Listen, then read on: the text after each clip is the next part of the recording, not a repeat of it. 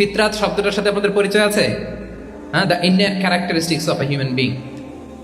একটা মানুষের যে যে ক্যারেক্টারিস্টিক্স, যে ইননেট স্বভাব দিয়ে আল্লাহ তাআলা তৈরি করেছেন, ন্যাচার, এটাকে আরবিতে বলে ফিতরাত। এই ফিতরাতের বিরুদ্ধে কিছু করা যাবে না। ইসলামিক লাইফস্টাইল হচ্ছে ফিতরা বেসড লাইফস্টাইল। ফিতরাতুল্লাহিল্লাতী ফাতারান নাস আলাইহা লা তাবদীলা লিখালকিল্লাহ। আল্লাহর প্রকৃতির অনুসরণ করো, যে প্রকৃতি দিয়ে তিনি মানুষকে সৃষ্টি করেছেন। আর আল্লাহর সৃষ্টি কাঠামোর মধ্যে কোনো পরিবর্তন, কোনো বিকৃতি নেই। সুবহানাল্লাহ ওয়া বিহামদিহি। তা আমরা এই ফিতরাতকে চেঞ্জ করে দেওয়ার কারণে এই ঝামেলা। আমরা সবাই এই ফিতরাতের উপর জন্মেছি।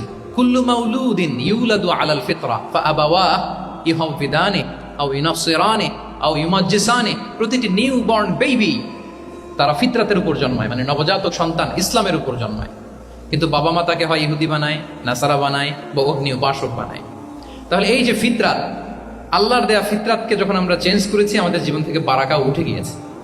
ফিতরাতকে যদি আরো সহজ করে আমি আপনাদেরকে বুঝাই, তাহলে ফিতরাত হচ্ছে যা কিছু স্বাভাবিক, যা কিছু কল্যাণকর, যা কিছু ভালো, তাই ফিতরাত। আই রিপিট, সুপ্রিয় শিক্ষার্থী বন্ধুরা, ফিতরাত হচ্ছে যা কিছু স্বাভাবিক, যা কিছু ভালো, যা কিছু কল্যাণকর, তাই কি?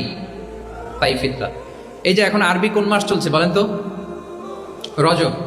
এই রজব মাসের 26 তারিখ দিবাগত রাত্রে আল্লাহ রাসূল সাল্লাল্লাহু আলাইহি ওয়াসাল্লাম ঊর্ধ্ব জগতের একটা ভিজিটে গিয়েছিলেন। আমরা জানি না সবাই? হ্যাঁ, ইসরা মেরাজের কথা আমরা জানি।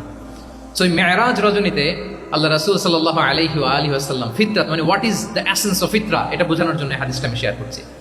মেরাজে যখন গেলেন, জিবরিল আলাইহিস সালাম ওনাকে 2টা পেয়ালা দিলেন। তিনি বললেন, উচিতু বিইনাআইন, আমাকে 2টি পেয়ালা দেয়া হলো। ফি আহাদিহিমা লাবান ওয়া ফিল আখারি খামর। এক পেয়ালায় ছিল দুধ, আরেক পেয়ালায় ছিল মদ। ফা আখাযতুল লাবান ওয়া শারিবতু। যখন 2টা অপশন দেয়া হলো, 2টা পেয়ালা, আমি দুধের পেয়ালাটা নিলাম এবং সেটা পান করলাম।